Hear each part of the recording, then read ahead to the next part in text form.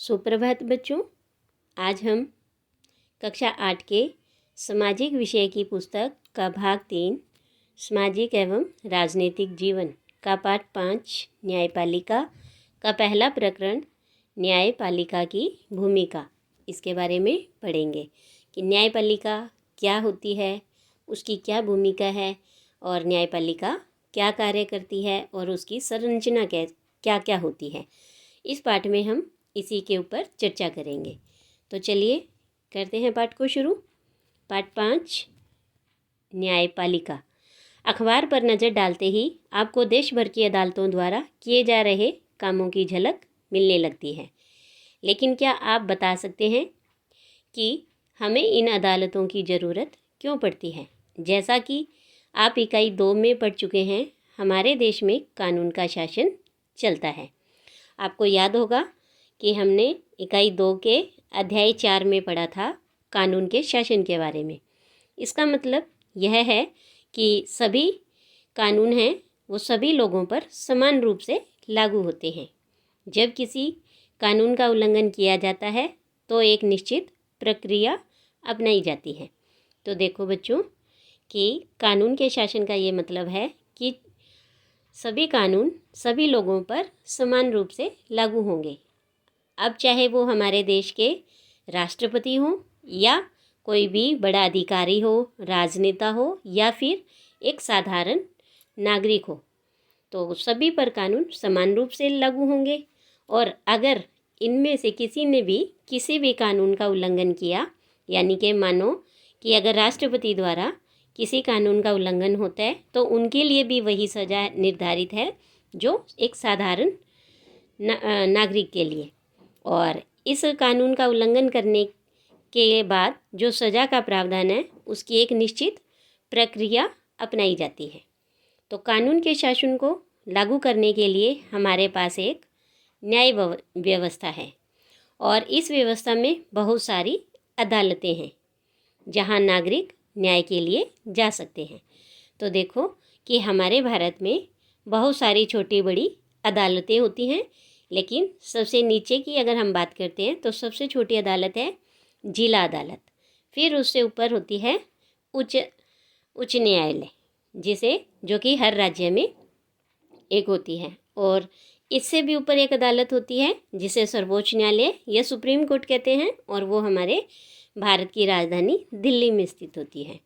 तो इस तरह से ये जो अदालतें हैं वो न्याय के लिए बनाई जाती हैं कि प्रत्येक कोई भी नागरिक इन अदालतों में न्याय के लिए जा सकता है।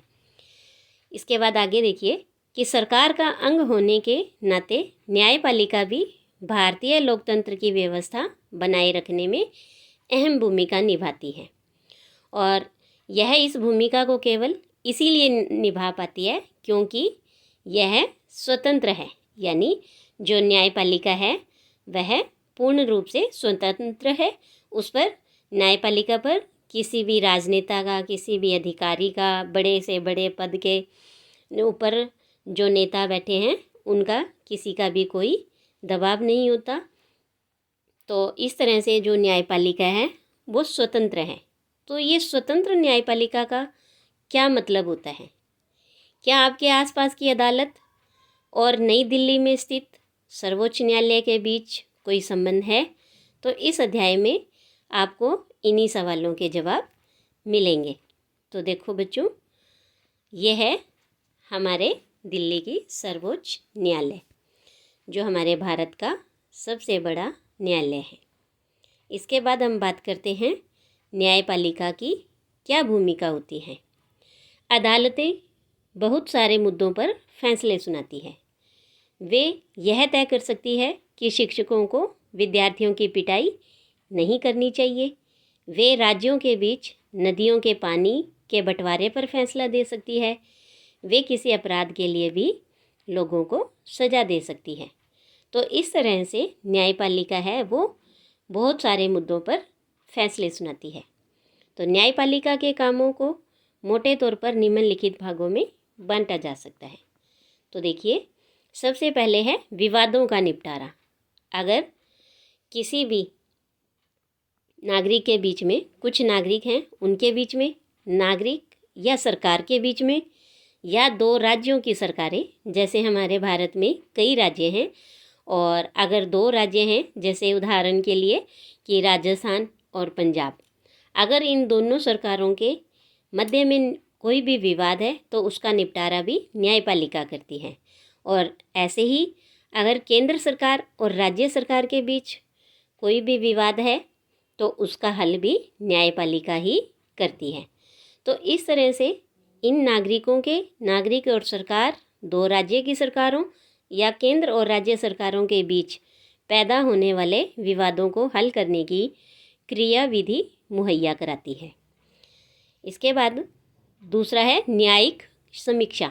अब देखिए कि न्यायिक समीक्षा क्या होती है, कि संविधान की व्याख्या का अधिकार मुख्य रूप से न्यायपालिका के पास ही होता है, और इसी नाते यदि न्यायपालिका को ऐसा लगता है कि संसद द्वारा पारित किया गया कोई भी कानून संविधान के आधारभूत ढांचे का उल्लंघन करता है तो वह उस कानून को रद्द कर सकती है, और इसे ही न्यायिक समीक्षा कहा जाता है। यानी कि संसद ने कोई कानून बनाया और वो कानून अगर संविधान के ढांचे का उल्लंघन करता है, संविधान के नियमों का, उनके आधारभूत ढांचे का उल्लंघन करता है, तो न्यायपालिका उस कानून को रद्द कर सकती है, और इसे ही हम कहेंगे न्यायिक समीक्षा। इसके बाद कानून की रक्षा करना और मौलिक अधिकारों का क्रियान्वयन करना, यह भी न्यायपालिका का कार्य होता है। कैसे? अगर देश के किसी भी नागरिक को ऐसा लगता है कि उसके मौलिक अधिकारों का उल्लंघन हुआ है तो वह सर्वोच्च न्यायालय या उच्च न्यायालय में जा सकता है। तो देखो कि ये हम सभी को पता है कि हमें संविधान द्वारा भारत के प्रत्येक नागरिक को 6 मौलिक अधिकार दिए गए हैं। अगर हमें ये लगता है कि इससे हमारे मौलिक अधिकार का उल्लंघन हो रहा है तो वह अपने राज्य के उच्च न्यायालय में या फिर भारत के अपने देश के सर्वोच्च न्यायालय में जा सकता है। उदाहरण के लिए कक्षा 7 की किताब में आपने हाकिम शेख के बारे में पढ़ा था, जो खेतीहर था। तो देखो बच्चों, आपको याद होगा हमने कक्षा 7 में पढ़ा था हाकिम शेख के बारे में। क्या था? देखिए कि वो एक मज़दूर था। वो चलती हुई ट्रेन से गिरकर घायल हो गए थे। जब कई अस्पतालों ने उनका इलाज करने से मना कर दिया तो उनकी हालत काफ़ी ख़राब हो गई थी, और इसी मामले की सुनवाई के बाद सर्वोच्च न्यायालय ने यह फैसला दिया कि संविधान के अनुच्छेद 21 में प्रत्येक नागरिक को जीवन का मौलिक अधिकार दिया गया है, और इसमें स्वास्थ्य का अधिकार भी शामिल है। और इसी के परिणाम स्वरूप न्यायालय ने पश्चिम बंगाल सरकार को आदेश दिया कि वह अस्पतालों की लापरवाही के कारण हाकिम शेख को जो नुकसान हुआ है उसका मुआवजा दे। और सरकार को यह आदेश भी दिया गया कि वह प्राथमिक स्वास्थ्य व्यवस्था की रूपरेखा तैयार करे और उसमें आपात स्थितियों में रोगियों के इलाज पर विशेष ध्यान दिया जाए। तो देखो, जो इस तरह से ये सारी एक प्रक्रिया चली, और ये है पश्चिमी बंग खेत मजदूर समिति और पश्चिम बंगाल राज्य की सरकार के बीच में केस था। 1996 की बात है ये। तो देखिए यहाँ पर आपको ये एक चित्र दिखाई दे रहा है। यह है हमारे भारत का सर्वोच्च न्यायालय, और सर्वोच्च न्यायालय की स्थापना 26 जनवरी 1950 को की गई थी, और उसी दिन ही हमारा देश है वो गणतंत्र बना था। यानी इसी दिन 26 जनवरी 1950 को हमारे देश का संविधान बनकर तैयार हुआ और लागू किया गया था। तो अपने पूर्ववर्ती फेडरल कोर्ट ऑफ इंडिया जो 1937 से 49 की तरह हैं, यह भी न्यायालय पहले संसद भवन के अंदर ही चैम्बर ऑफ प्रिंसेस में हुआ करता था, और इसे 1958 में इस इमारत में स्थानांतरित किया गया। 1958 से पहले ये संसद के अंदर ही, जो हमारा भारतीय संसद भवन है उसके अंदर ही चैम्बर ऑफ प्रिंसेस में न्यायालय है जो चला करता था। तो इसके बाद देखिए यहाँ पर यह है कि यहाँ पर आपको विवाद की किस्म बताई गई है। जैसे केंद्र और राज्य सरकार के बीच विवाद हो तो उसका एक उदाहरण देना है। तो देखो बच्चों, जैसे हमारी जो भारत की केंद्र सरकार है और गुजरात की सरकार है वो सरदार सरोवर बांध के प्रति, सरदार सरोवर बांध को लेकर उनके बीच में एक विवाद था। ऐसे ही दो राज्यों के बीच, तो जब दो राज्यों के बीच जो विवाद है उसमें पंजाब और हरियाणा के बीच में पानी को लेकर के विवाद है।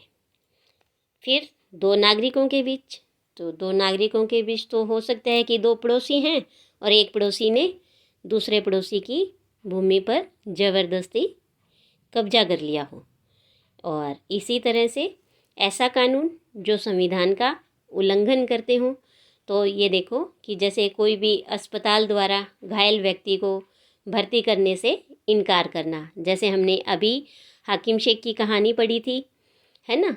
तो या फिर कक्षा 7 में भी हमने हाकिम के बारे में पढ़ा था, तो जो हाकिम शेख की कहानी है उसमें भी स्वास्थ्य के जो अधिकार था उसका उल्लंघन हुआ था। तो इस तरह से ये इस तरह के कई विवादें हैं जिनका न्यायालय है वो निपटारा करता है। इसके बाद देखिए स्वतंत्र न्यायपालिका क्या होती है। अब कल्पना कीजिए कि एक ताकतवर नेता ने आपके परिवार की ज़मीन पर कब्जा कर लिया है और आप एक ऐसी व्यवस्था में रहते हैं जहां नेता किसी न्यायाधीश को उसके पद से हटा सकते हैं या उसका तबादला कर सकते हैं। जब आप इस मामले को अदालत में ले जाते हैं तो न्यायाधीश भी नेता की हिमायत करता हुआ दिखाई देता है और नेताओं का न्यायाधीश पर जो नियंत्रण रहता है उसकी वजह से न्यायाधीश स्वतंत्र रूप से फैसले नहीं ले पाते और स्वतंत्रता का यह अभाव न्यायाधीश को इस बात के लिए मजबूर कर देगा कि वह हमेशा नेता के ही पक्ष में फैसला सुनाए। और हम ऐसे बहुत सारे किस्से जानते हैं जहां अमीर और ताकतवर लोगों ने न्यायिक प्रक्रिया को प्रभावित करने का प्रयास किया है, लेकिन भारतीय संविधान इस तरह की दखलंदाजी को स्वीकार नहीं करता है। इसीलिए हमारे संविधान में न्यायपालिका को पूरी तरह से स्वतंत्र रखा गया है। तो देखो अब यहाँ एक प्रश्न है कि क्या आपको ऐसा लगता है कि इस तरह की न्यायिक व्यवस्था में एक आम नागरिक भी किसी नेता के खिलाफ मुकदमा जीत सकता है? अगर नहीं तो क्यों? देखो बच्चों, अगर इस प्रकार की कोई भी न्यायिक व्यवस्था होगी जहाँ किसी न्यायाधीश को कोई भी नेता उसके पद से हटा सकता है या फिर उसका तबादला कर सकता है, तो वहाँ ऐसी व्यवस्था में एक आम नागरिक किसी भी नेता के खिलाफ मुकदमा नहीं जीत सकता। क्यों? क्योंकि इस स्थिति में जो न्यायाधीश है यानी जज है वो स्वतंत्र रूप से फैसले नहीं ले सकते हैं और अगर वो फैसला लेगा तो भी वो फैसला हमेशा नेता के पक्ष में ही सुनाएगा।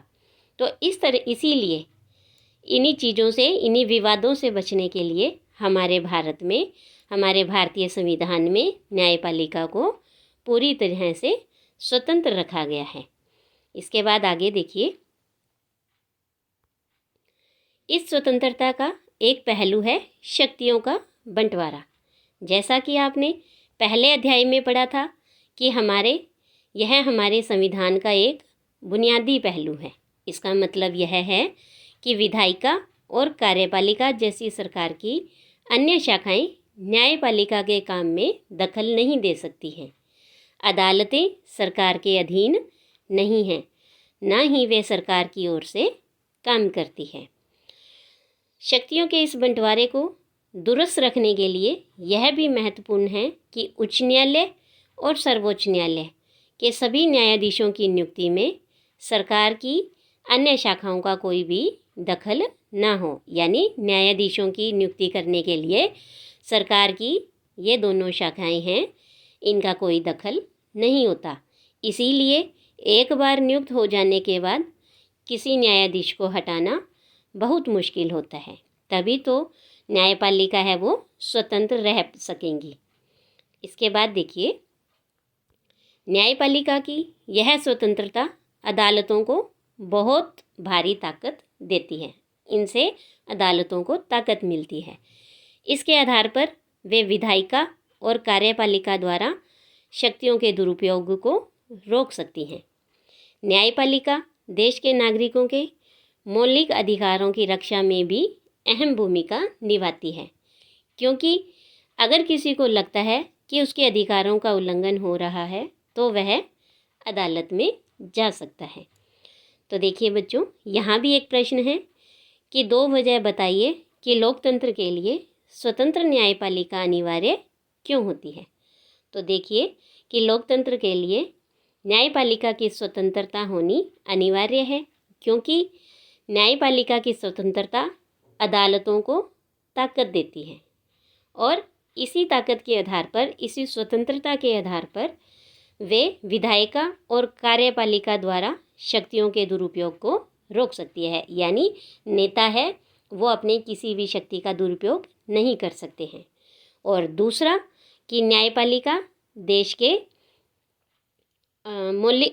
के नागरिकों के मौलिक अधिकारों की रक्षा करती है।